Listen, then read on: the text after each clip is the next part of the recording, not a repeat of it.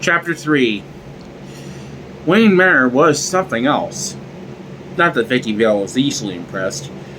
Her photography had taken her inside castles and palaces to meet with kings and queens. Wayne Manor wasn't quite in that league. It was merely very large and elegantly appointed. Still, there was something about this place, with its high ceilings and acres of carved mahogany, something that spoke of history and purpose. Wayne Manor might not have been Buckingham Palace, but it was as close as one could get in the States to a feeling of royalty.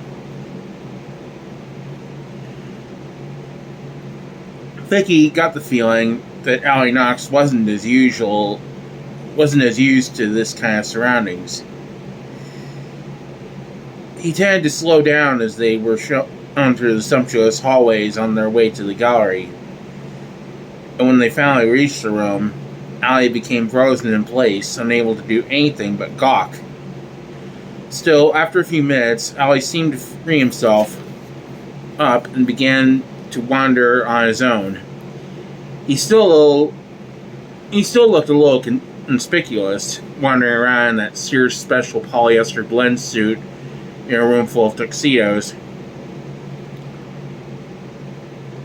But she couldn't worry about him. He had his job to do, and she had hers. And hers was to meet Bruce Wayne. She wanted to find out what drove this so-called philanthropic millionaire playboy.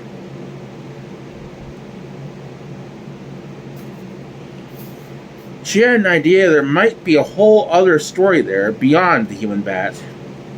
If she could get to meet Bruce Wayne. She wondered how anybody else got introductions around here. One of the waiters handed a dark-haired fellow in a tuxedo something to sign. So the fellow in the tux must be somebody important.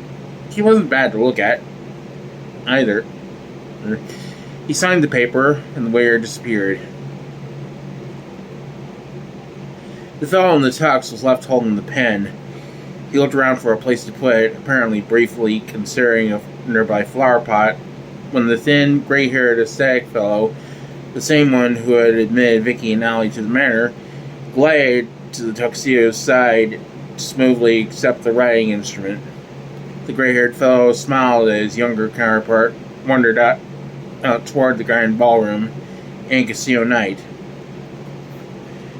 Half a dozen roulette wheels and as many blackjack and crap tables had been set up in the huge room, as large as some concert halls Vicki had seen. Small, tasteful, save the festival banners were hung from the rafters.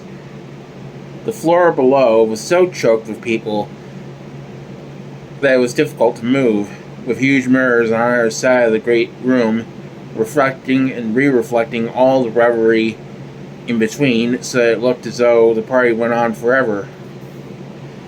It was quite a sight, with all of Gotham's power elite in all their finery gambling away their money for charity. Vicki looked at all the jewels sparkling in the light of the great crystal chandeliers, and thought of royalty one more time. She glanced over at Knox, who was once again staring at the ceiling.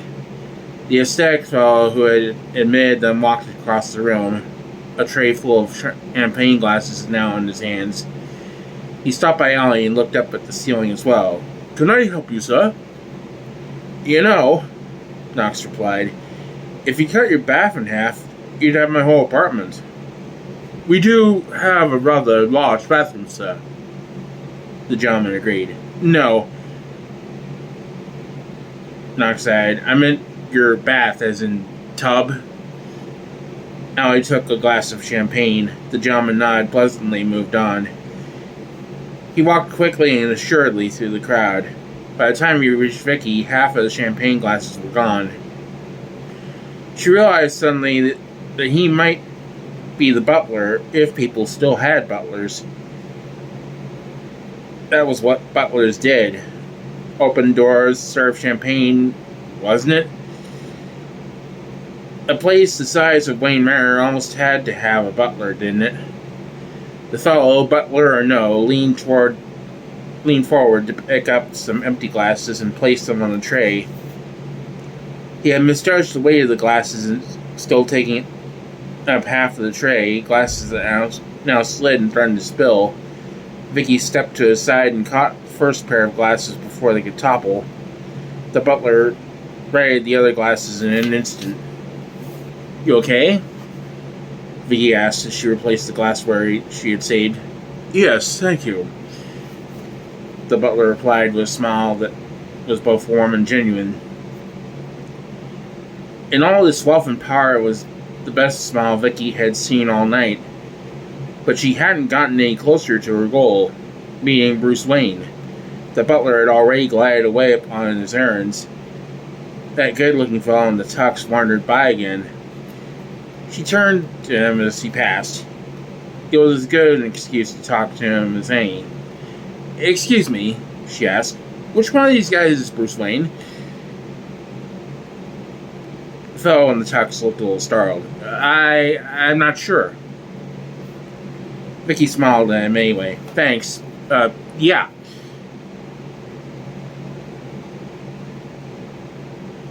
It looked as if Allie was having more luck than she.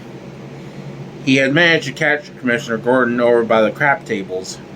Vicki excused herself. Now this could be interesting. "Mr. Gordon," I began. "Mrs. Gordon, how nice to you look tonight." The pleasantries out of the way, he turned to the Commissioner. "Have you heard this crazy rumor that you've opened a file on the Batman? That's not true, is it?" As an extra special effect, Knox put his fingers behind his head to form two wiggling bat ears. Gordon groaned. "Knox," he replied, his voice nowhere near as calm as it should be. "For the 9th time, there is no bat. If there were, we would find him, we would arrest him. Find him, arrest him." Knox agreed.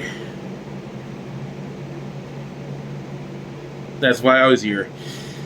Commissioner, be straight with me." Harvey Dent put his hand on Gordon's shoulder. Vicki had been so intent on the exchange between Commissioner and Allie that she hadn't even seen him walk up. "How's he look, Jim?" But before Gordon could answer him, Knox had turned on the fresh prey. "Mr. Dent, Commissioner Gordon and I were just talking about winged vigilantes. What's your stand?" Dent looked directly at the reporter. He wouldn't get harried by like Gordon. His reply was serious and smooth. "Mr. Knox, we have enough real problems in this city without having to worry about ghosts."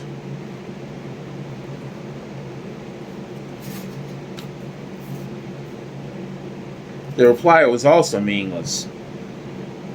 So Knox's luck was turning bad as well. Vicki was starting to wonder if they'd have anything at all to show for their night in high society. That's when a policeman came in and waved for Gordon to follow him out of the room. Knox looked over at Vicki. She nodded, and they both walked casually in the direction Gordon had left. That night, the night might still have been a few surprises after all. But where had Gordon gone? Vicki and Allie walked out the first door to be confronted by three more, each one closed. One led to a closet, another to a set of stairs leading down. By mutual consensus, they chose the door in the middle, which led to a hallway and another half-dozen doors. It took them only a couple of minutes to realize they were hopelessly lost. Knox finally chose the door at random, opened it, and charged into the room. Vicki followed. There were no people in here, but there were quite a lot of other things. "And here we are in the arsenal," Knox quipped. He whistled. "Look at this stuff. Who is this guy?" It looked as though he had every weapon known to man in this place. Broadswords on the wall, glass cases were filled with everything from blowguns to hand grenades. The door opened behind them. Allie was too engrossed studying the weapons, but Vicki looked around. He was a good-looking fellow in the tux, champagne glass in his hand. He smiled at her a bit sheepishly. So other people had gotten themselves lost in Wayne Manor too. For some reason, she smiled back. There was something about this wandering soul, some little boy lost quality, perhaps that Vicki found strangely appealing. She hoped he would stick around. She had the feeling, though, from the way he reacted the last time they met, that she'd almost scared him away. She talked to Allie for a minute, to see if maybe the tuxedo would join in. Strange. Vicki said to Knox. He gives to humanitarian causes and collects all this. Probably does it to get goils. Knox's eyebrows wriggled again. I think it's his enormous... Vicki thought, paused thoughtfully. Bankroll they go for. I laughed ruefully. The more they got, the less they're worth. Vicki nodded as she took in the size of the room alone. This guy must be the most worthless man in America. Knox pointed to a long, slightly curved sword in an elaborate silver sheath. Where did this come from? It's Japanese, said a voice behind them. Vicki and Knox both turned. The good-looking guy in the tux had spoken. How do you know? Knox demanded. The other guy smiled. Because I got in Japan. But Allie didn't give up that easily. Who are you? Oh, Tuxedo said. Bruce Wayne. Bruce Wayne? He thought. But she...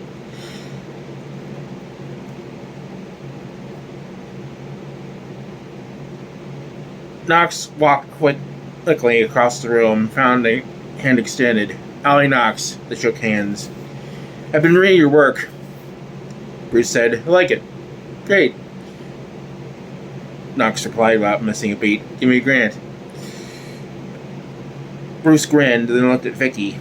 Some reductions were finally here. She plotted her hand. Vicki Vale. They shook. He had a nice, firm handshake. Bruce Wayne. She looked at him doubtfully. You sure? He replied with that grin again.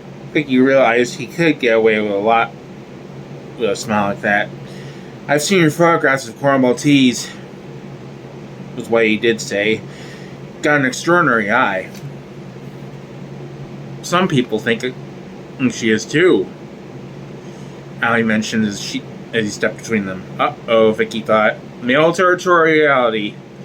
Maybe Allie was looking at their day as something more than a convenient reporter's fiction. This is an amazing house, she said in an attempt to change the subject. I'd love to show it sometime. There was a knock at the door. A stiff-backed fellow in red uniform entered. Vicki and Knox's eyes met again. How many servants did this Bruce Wayne have? Mr. Wayne, began the servant. He must have been some sort of wine steward. We need to open another 5 cases of champagne. Will that be alright? Yeah, sure. Bruce said, and with that same distracted air Vicki heard when they'd first spoken. Open 6.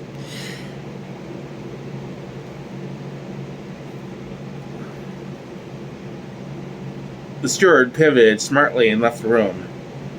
Bruce Wayne blinked, as if he were trying to remember where he was. He turned back to Vicki. Yes, will you be staying in Gotham for a while? I'd like to. Vicki said, he replied.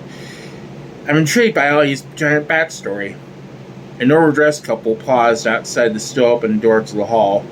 They waved and called goodnight to Mr. Wayne, making polite noises about the wonderful party. Bruce nodded politely back, looking for all the world like he didn't know who they were. His eyes seemed to focus suddenly as he called them both by name. The rich pair waved a final time and departed happily. Bruce looked back at Vicki. Isn't that a little light after a war or in calling Maltese?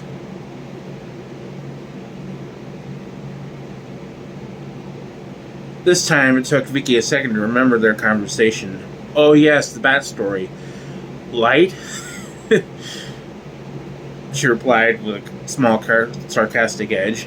And what do you do for a living?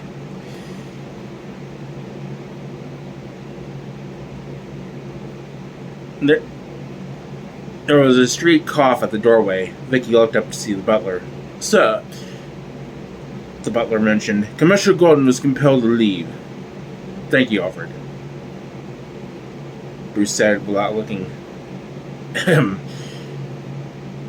Alfred added somewhat more forcefully, Sir, very unexpectedly. Oh, Bruce replied, looking at the butler at last. Thank you, Alfred. That slightly sheepish look was back on his face as he turned to Vicki. I hope you'll excuse me. He looked right into her eyes. She looked right back into his. They both knew this wasn't the end of something. Sure, she said. He looked away. Vicki blinked. It was like some sort of line that held them together had suddenly snapped, and she was once again free to look other places in the room. Bruce put his glass down the edge of the table and started from the room. Sir, Alfred interrupted, I think perhaps this way. Bruce looked at his butler more alertly. Oh, yes, thanks. Oh, Alfred, they need some more wine in front, and someone named Mrs. Daly wanted a copy of the menu. He started to walk across the room to the far door. Oh, and Alfred, give Mr. Knox a grant. He winked at Knox and turned and walked rapidly from the room. Alfred picked up Mr. Wayne's glass. Effortlessly, caught up with his employer in the far doorway. The butler shut the door behind them. Knox stared at the closed door. Nice talking to you, Bruce. He glanced at Vicki. Now, are they Richard? Yes, they are. He waited for a moment, and then added, Hello? Vicki? She realized she was still half looking at the door where Bruce Wayne had disappeared. Sorry, I was, She tried to collect her thoughts. He's complicated, she said at last, slowing the syllables as if the new emphasis would explain it all.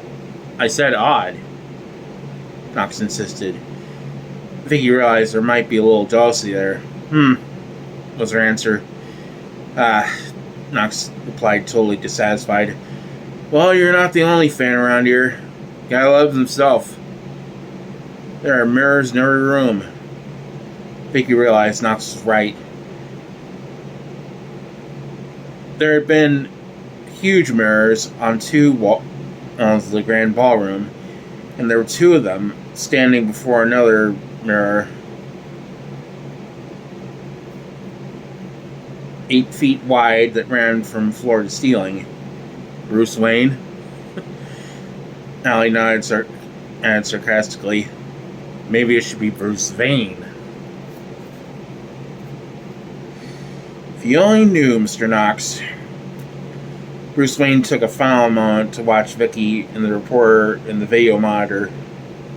The state-of-the-art surveillance camera had silently recorded everything in the armory from behind the one-way glass of the full-length mirror. Of course, it was only one of 36 monitors designed to record everything that happened in and around Wayne Manor. And it was one of those monitors that demanded his attention. Guests moved backward with exaggerated speed as Wayne rewound the tape. He punched a button on the console before him. This is what he wanted. A patrolman talked to Commissioner Gordon on the screen. Novice tip, the patrolman was saying. Napier's cleaning an Knox chemical.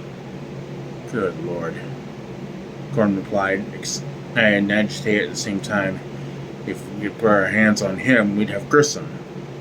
Why wasn't I told about this? Who's in charge of the Eckhart, sir? Gordon blanched. Oh my God. He reached over and grabbed his coat. The screen went blank. Bruce Wayne smiled. This was just what he needed.